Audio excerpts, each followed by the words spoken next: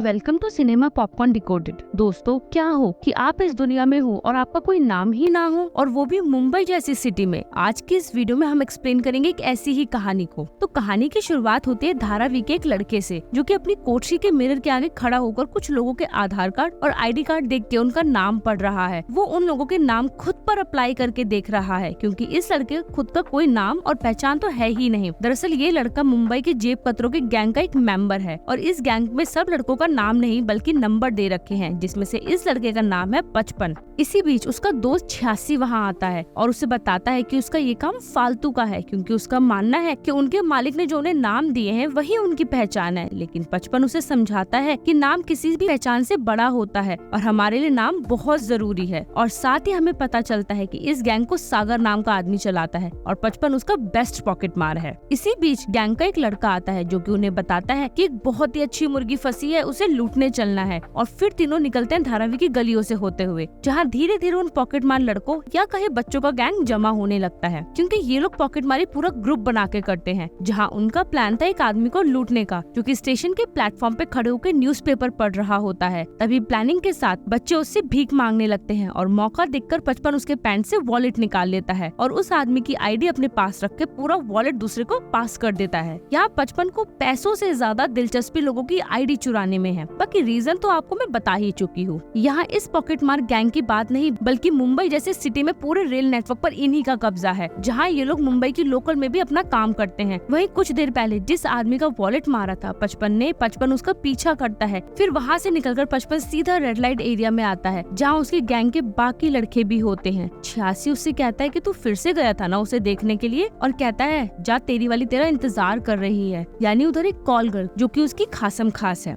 55 जाता है उसके पास, और जहाँ उसकी फेवरेट लड़की जिसका नाम ईशा, जो कि जाहिर सी बात एक प्रोस्टिट्यूट है, 55 वहाँ जाकर कपड़े उतार कर बैठ जाता है। जहाँ 55 उससे पूछता है कि तू इस लाइफ से अलग कुछ और नहीं सोचती क्या? ईशा कहती है कि अगर उसे मौका मिले तो वो 55 के साथ कहीं दूर जाकर उसकी बीवी बनकर रहना चाहेगी। उसकी बातों में दर्द है कि वो अब इस काम से थक चुकी है, वो यहाँ से भागना चाहती है कहीं दूर। और ये बातें करते करते ईशा अपना टॉप को नीचे कर देती है, ताकि 55 उसे देखे और एक्साइटेड हो जाए। तभी वहाँ लड़का आता है और 55 को बताता है कि सागर भाई ने मीटिंग बुलाई है, क्योंकि 79 पकड़ा गया है पुलिस में। सभी लड़के और बच्चे सागर के अड्डे पर इकट्ठा होते हैं और सब 55 को बताते हैं कि उसने किसी अमेरिकन टूरिस्ट पर हाथ मारा सीधा, वो भी कल शाम को, और खूब भागा और जाकर गंदे नाले में तक छिप गया। लेकिन उस टूरिस्ट ने खुद उसका पीछा किया और उसे पकड़ लिया। पुलिस वाले 79 को लेकर खुद सागर के अड्डे पर आते हैं, जहाँ सागर आता है और सागर को वो कहता है कि उस अमेरिकन टूरिस्ट की गर्लफ्रेंड ने इसके अगेंस्ट कोई कंप्लेंट नहीं लिखवाई। सागर, जो कि गैंगस्टर बनने से पहले एक मशहूर इंग्लिश टीचर रह चुका है, वो 79 से काफी गुस्से में है, क्योंकि उसने उसके बनाए सारे रूल्स तोड़ दिए। और फिर वो उसे पनिशमेंट देता है, उसके हाथ तोड़कर या शायद उसकी हथेलियों को काटकर, जिसे देखकर वहाँ के सारे लड़के सहम जाते हैं, क्योंकि इस पनिशमेंट को सबके सामने देने का रीजन यही है कि इन बच्चों के मन में सागर के लिए डर बना रहे। कुछ टाइम बाद एक आदमी थोड़ा घबराया हुआ बैंक से बाहर आता है, जिसके हाथों में पैसों का एक पैकेट होता है। अब बैंक के बाहर तो पॉकेट मार का अड्डा होता ही है, तो उन्हें उनका अगला मुर्गा मिल जाता है। और ये पूरा गैंग मोबाइल से फोटो लेकर एक दूसरे को सर्कुलेट कर देते हैं कि यही है जिसे अब हमें लूटना है। 55 तैयार हो जाता है और 86 उस आदमी के सामने आकर गिर जाता है, जहाँ वो आदमी 86 को बचाने के लिए अपना बैग पीछे की तरफ करता है कि तभी 55 ब्लेड मारकर उसके बैग से पैसे निकाल लेता है, और उस पैकेट के ऊपर जो बैंक की स्लिप लगी थी वो 55 अपने पास रख लेता है और पैकेट 86 को दे देता है, जिससे वो लेकर वहाँ से निकल जाता है। फिर सागर गैंग के सारे लड़कों को उनका हिस्सा बांटता है, जहाँ आज 55 उसी आदमी के घर आता है जिसका दिन में उसने पॉकेट चुराया था। वो दूर से देखता है कि वो आदमी अपने घर में अपनी दोनों बेटियों के सामने रो रहा है, जिसे देख के 55 को सेल्फ रिप्रोच होता है, यानी आत्मग्लानि। तभी उस चौल में रहने वाला एक मिडिल एज आदमी उससे पूछता है कि वो यहाँ क्या कर रहा है। 55 उसे बहाना बना देता है कि वो यहाँ पे किसी साहिल मलिक को ढूंढते हुए आया है। वो आदमी कहता है कि ये हिंदुओं की बिल्डिंग है और यहाँ ऐसा कोई मुस्लिम फैमिली अलाउड तक नहीं है। फिर वो आदमी सामने उस रोते हुए आदमी को देख के कहता है कि इसने टैक्सी का पैसा बचाने के लिए अपने सारे पैसे गवा दिए, और ये पैसे उसने बैंक से उधार लिए थे अपनी बेटी उमा की शादी के दहेज के लिए। ये सुन के 55 वहाँ से निकल जाता है और उधर आता है जहाँ पे 86 सबके साथ बैठा होता है और उसे सारी बात बता देता है। लेकिन 86 कहता है कि तू उस आदमी का सारा पैसा वापस करना चाहता है, और फिर उसे वार्निंग देता है कि उसके चक्कर में जो तेरे पास है उसे मत खो, यानी अपनी पोजीशन और सागर से दुश्मनी। अगले दिन मुंबई की वही भागम भाग है और गैंग के सारे लड़के अपने पोजीशन पर है। साथ में में 55 भी। तभी एक आती ट्रेन के आगे एक आदमी कूद जाता है और सुसाइड कर लेता है। 55 आके देखता है कि ये तो वही आदमी जिसका पैकेट उसने चुराया था। वो बेटी की शादी ना होने से डिप्रेशन में चला गया था और फिर उसने ये सब कर लिया। 55 अंदर से बहुत ज्यादा गिल्टी फीलिंग में आ जाता है और तभी 86 आता है उसके पास और कहता है कि तू यहाँ से चला जा कुछ टाइम के लिए, मैं सब संभाल लूंगा। 55 सीधा उसी चौल में आता है जहाँ वो दूर से खड़े होकर देखता है कि 2 पुलिस वाले आए हैं उनको खबर देने, जहाँ उस आदमी की बड़ी बेटी उमा दरवाजा खोलती है और पुलिस वाले बताते हैं कि उनके पापा ने सुसाइड कर लिया है ट्रेन के आगे आकर। और पुलिस वाले आकर कहते हैं कि बॉडी को देखकर उनकी आइडेंटिटी कर लो। और वो पुलिस वालों को बताती है कि 2 दिन पहले किसी ने पापा का पूरा पर्स चुरा लिया था जिसमें कि सारी आइडेंटिटी कार्ड थे। और पूरे सीन के दौरान कैमरा सिर्फ और सिर्फ 55 के ऊपर ही रहता है क्योंकि उसी की वजह से किसी आदमी का घर उजड़ गया। वहाँ से निकलकर 55 सीधे अपने अड्डे यानी रेलवे स्टेशन पर आता है और अकेला बैठा रहता है और सोचता है और उनके लिए कुछ करने के लिए डिसाइड करता है। फिर 55 अपने कमरे पर आता है जहाँ 86 अभी सोया हुआ है। वो आकर एक बैग में कपड़े डालना शुरू कर देता है। 86 समझाता है कि ये उन्हीं लोगों के पास जा रहा है। वो उसे रोकता है लेकिन 55 अपनी जमा की हुई कमाई को पैक करके उसे कहता है मुझे ही ये सब ठीक करना होगा और तू सागर भाई को प्लीज कुछ मत बताना। 86 जाते हुए उसे एक पर्स देता है और कहता है कि ये उसी आदमी का था जिसमें उसकी आदमी की आईडी कार्ड था। और लास्ट में कहता है कि अपना काम मिस मत करियो, यानी गैंग का जो काम है पॉकेट मारी का। और 55 वहाँ से निकल जाता है। 86 अब खुश है कि अब पूरा कमरा उसका है। 55 पहले एक सब्जी मंडी आता है जहाँ उसे उस आदमी की दोनों बेटियां सब्जी खरीदती हुई दिख जाती है। वो सब्जी ले रही है लेकिन उनके पास पैसे कम है। तो ये देख के 55 उनके पास आता और नोटों का एक बंडल उनके पास गिरा देता है और कहता है कि आपके पैसे गिर गए हैं। उमा की छोटी बहन आशा वो बंडल उठाती है और कहती है कि हमारा नहीं है। 55 कहता है ये आपका ही होगा लेकिन उमा कहती है कि हमारा नहीं है। फिर 55 कहता है कि आपके ही होंगे, आपको जरूरत है इनकी। और तभी उमा भड़क जाती है कि हमें तुम्हारी मेहरबानी नहीं चाहिए और अपनी बहन को लेकर वहाँ से निकल जाती है। यहाँ उमा और उसकी बहन दोनों ईमानदार हैं। रात हो चुकी है और 55 उमा की चौल के बाहर आकर बैठ जाता है और चौल का चौकीदार आकर उससे कहता है कि तू कई दिन से यहीं भटक रहा है, यहाँ से चला जा। लेकिन 55 कहता है कि उसे एक कमरा चाहिए रेंट पर, वो भी इसी चौल में। चौकीदार कहता है कि किराया कहाँ से देगा क्योंकि 55 की हालत और लुक उठाए गिरे जैसे लड़कों की है। लेकिन 55 उससे अपनी सारी सेविंग्स दिखाता है यानी नोटों से भरा हुआ पॉलिथीन। चौकीदार हैरान रह जाता है और कहता है कि ठीक है 3rd फ्लोर पर चले जाओ, वहाँ एक रूम में सारे बैचलर रहते हैं और एक बंदे की जगह वहाँ पर खाली भी है। 55 जाने लगता है तो 55 से कुछ पैसे मांगता है कि मुझे भी कुछ दे दो। 55 उसे कुछ नोट दे देता है जो कि करीब 3000 तो होंगे ही। यहाँ वो चौकीदार जिसे ऐसे ही समझ रहा था अभी उसने ही उसे इतने सारे पैसे दे दिए। अगले दिन 55 और उसका गैंग वहीं अपने काम में लगे हुए होते हैं रेलवे स्टेशन पर और रात को 55 उमा के कमरे के बाहर खड़ा होता है और उसे देख रहा होता है। तभी 55 का रूममेट आता है जिससे 55 कहता है कि वो मुझसे बात ही नहीं करती, मुझे उसकी हेल्प करनी है। वो रूममेट कहता है उसके पापा को गुजरे हुए कुछ ही दिन हुए हैं और अगर तुझे उसकी हेल्प करनी है तो कुछ और रास्ता निकालना होगा। अगली सुबह उमा अपने घर में नाश्ता बना रही होती है। तभी उनके घर पर 55 आता है और कहता है कि मैं सामने ही रहता हूँ और मुझे घर का खाना चाहिए 2 टाइम का, बना दोगे? उमा की बहन कहती है कि ठीक है 1000 रुपए एक्स्ट्रा लगेंगे और उमा तैयार हो जाती है और 55 उसे सब्जियां देकर वहाँ से चला जाता है। इधर घर में उमा बड़े प्यार से खाना बना रही है और उधर उतने ही प्यार से 55 रेलवे स्टेशन पर एक्टिव है अपनी काम में यानी पॉकेट मारी में। 55 अपने रूममेट के साथ बैठा होता है। तभी उमा की बहन आती है उसके लिए खाना लेकर और 55 को दे देती है। रूम में बैठे लड़के आशा को देख के कमेंट करते हैं और बस उसे घूरते ही रहते हैं, जिसकी शिकायत वो आकर उमा से करती है कि मुझे उसके रूम में जाना अच्छा नहीं लगता क्योंकि सब कमेंट करते हैं। और फिर कहती है कि उसे यानी 55 को यही बुला लिया करो, साथ में यही खाना खा लिया करेंगे एक फैमिली की तरह। 55 सागर के अड्डे पे आता है या कहे कि उसे बुलाया गया है। इधर कुछ नए छोटे लड़के भी आए हुए हैं और उन्हें भी उनके नंबर दिए जा रहे हैं और साथ में सागर उन्हें इंग्लिश की क्लास दे रहा होता है। सागर 55 से पूछता है कि क्या बात है, 1 हफ्ते से तुमने अपना हिस्सा नहीं लिया, और साथ ही कहता है कि इसकी वजह कोई लड़की है ना जिसका नाम ईशा है। 55 चुप रहता है, कुछ नहीं कहता। फिर सागर कहता है कि ये देखकर अच्छा लगा कि लड़की के चक्कर में तेरा काम नहीं रुका। साथ में इनडायरेक्टली धमकी भी देता है कि पिछली बार जब उनकी एक प्रोस्टिट्यूट ने एक कस्टमर के साथ भागने की कोशिश की थी तो उन्होंने उसके फेस पर एसिड डाल दिया था। फिर सागर का एक आदमी 55 को उसका वीकली हिस्सा देता है जिसे लेकर 55 चल पड़ता है। मतलब सागर को ईशा और 55 के अंदर क्या चल रहा है ये सब कुछ पता चल गया है, लेकिन उसे उमा के बारे में अभी तक नहीं पता चला। मतलब 86 ने अपना मुंह अभी तक नहीं खोला। और अब रात को 55 उमा के घर आया है खाना खाने, और खाना खाते हुए वो उमा से कहता है कि क्या वो उसके साथ मूवी देखने चलेगी, लेकिन उमा उसकी बात का गलत मतलब निकाल लेती है कि क्या मैं तुम्हें डेट करने वाली लड़की लगती हूँ। 55 झेप जाता है और कहता है कि नहीं, मैं तो बस फ्रेंड होने के नाते पूछ रहा था। तभी उमा की बहन उससे कहती है कि चली जा, ताकि वो भी अपनी स्टडी कर सके। और उमा और बचपन एक साथ थिएटर में होते हैं मूवी देखने, जहाँ मूवी के बाद बचपन उससे कहता है कि तुम इतनी सुंदर हो तो तुम्हें दहेज देने की क्या जरूरत है। फिर उमा भड़क जाती है कि तुम्हें ये सब कुछ कैसे पता।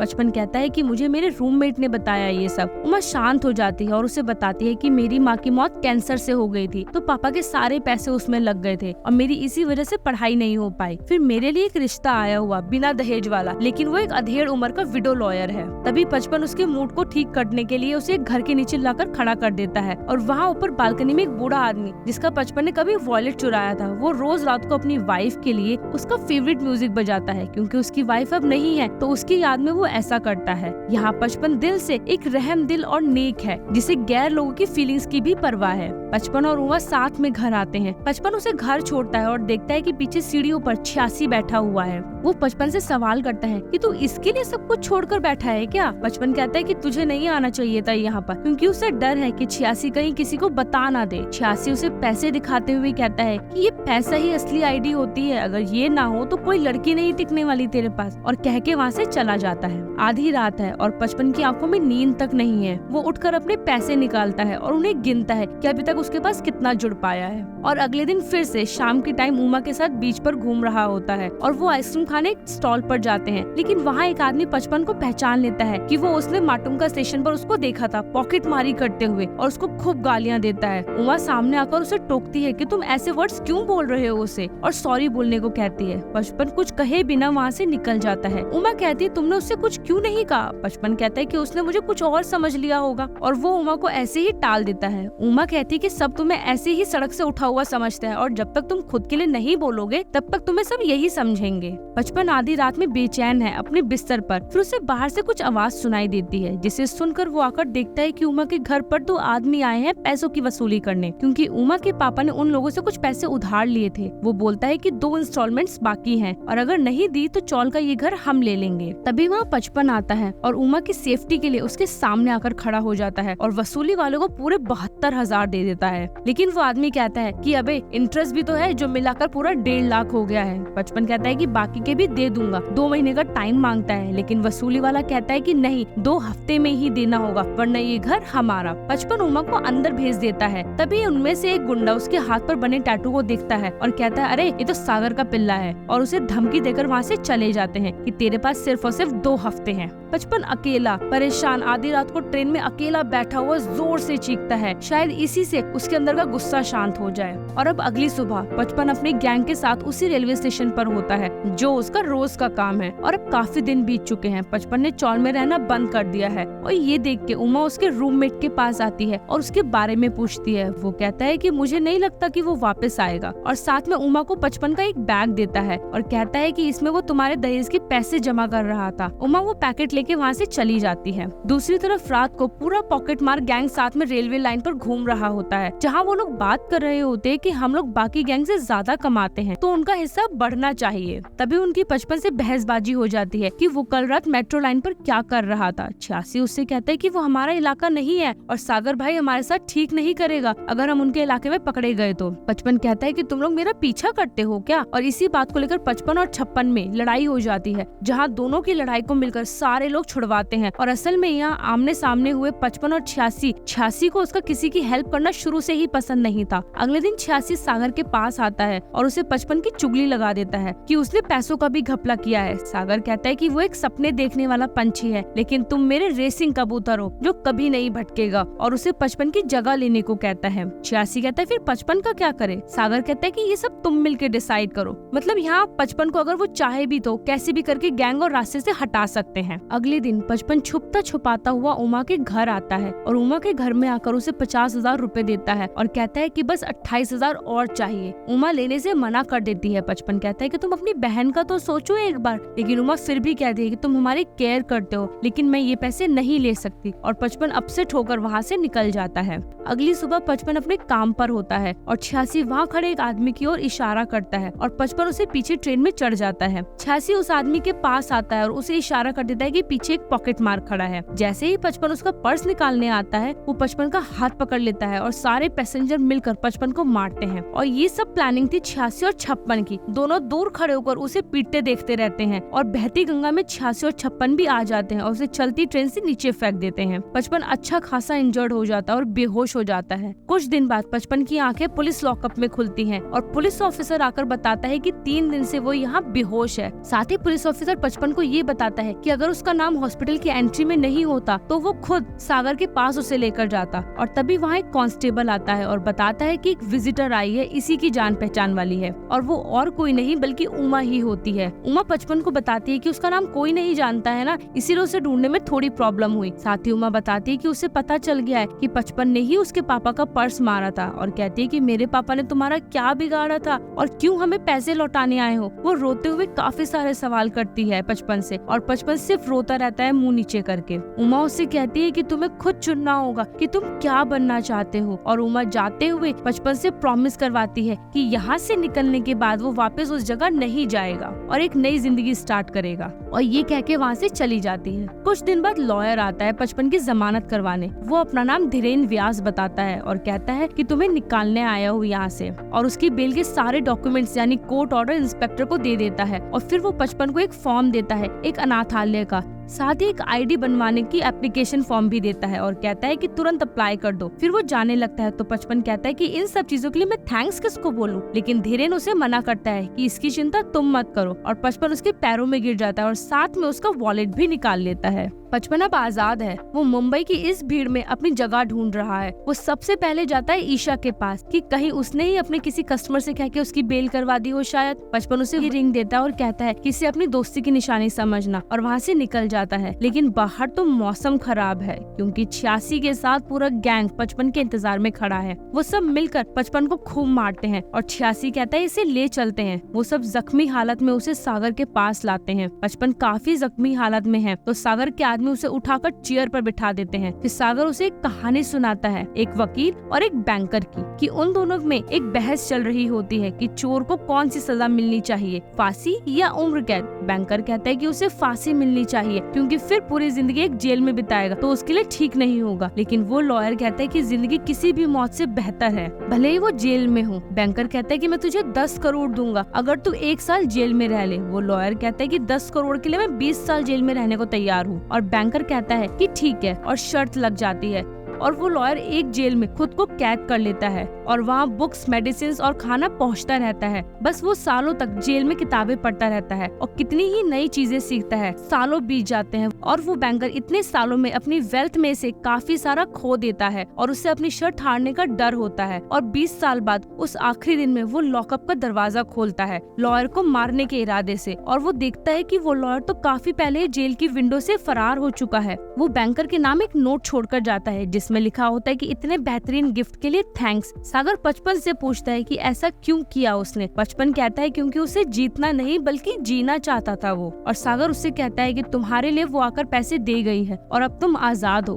55 जाते हुए 86 से कह देता है कि इसीलिए मैं एक आदमी की असली पहचान ढूंढ रहा हूँ। वहाँ से निकलकर 55 धीरेन का आधार कार्ड निकालता है और उसका पीछा करता है और दूर से खड़े होकर देखता है कि ये उमा का हस्बैंड है। उमा ने इसके बारे में उसे बताया था एक बार 55 को कि एक विडो लॉयर का रिश्ता आया हुआ है, जहाँ 55 अब सब कुछ समझ जाता है कि उमा ने उसकी बेल करवाई थी धीरेन से कह के और सागर के पास भी आकर उसी ने पैसे दिए ताकि वो उसको फ्री कर सके। 55 उनके घर के बाहर आता है और देखता है कि उमा यहाँ खुश होने की कोशिश कर रही है और वो उसके गेट के बाहर धीरेन का वॉलेट देके चला जाता है। उमा उस वॉलेट को उठाती है और देख के समझ जाती है और एक तरह से हालातों से घिरकर एक बनती हुई लव स्टोरी टूट जाती है। और अब काफी वक्त बीतने के बाद सुबह के वक्त 55 उसी रेलवे स्टेशन पर खड़ा होता है, लेकिन इस बार पॉकेट मारने नहीं बल्कि साफ सुथरे कपड़ों में क्लीन शेप एक जेंटलमैन लुक में अपनी जॉब पर जाने को तैयार होता है। तभी वहाँ एक दूसरा लड़का उसका वॉलेट निकाल कर भागता है और 55 भी भागता है उसके पीछे और उसे पकड़ लेता है और वॉलेट लेकर उसमें से अपना आधार कार्ड निकाल कर बाकी पैसे और पूरा पर्स उसे दे देता है। फिर वो अपना आधार कार्ड देखता है जहाँ उसका नाम किरण कुमार लिखा होता है, यानी 55 अब किरण हो चुका है और यही अब उसकी एक नई पहचान है जिसकी तलाश में वो सालों से भटक रहा था।